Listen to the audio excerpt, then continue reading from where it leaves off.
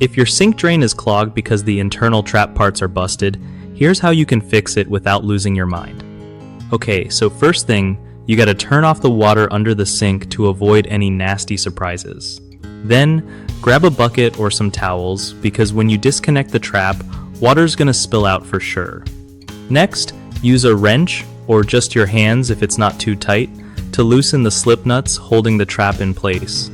Carefully take out the trap and check for any broken or cracked parts.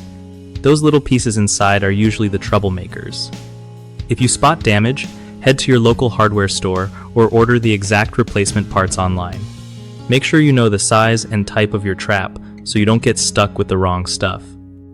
Before putting everything back, clean the pipes and get rid of any gunk or buildup that might cause another clog.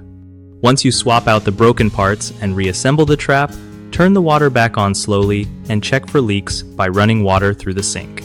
If it drains smoothly and no drips show up, congrats, you just fixed a clogged sink drain yourself. One of the biggest mistakes people make when dealing with a clogged sink drain from broken trap parts is not turning off the water first. This leads to a messy flood that nobody wants. Another common problem is buying the wrong size or type of replacement trap parts.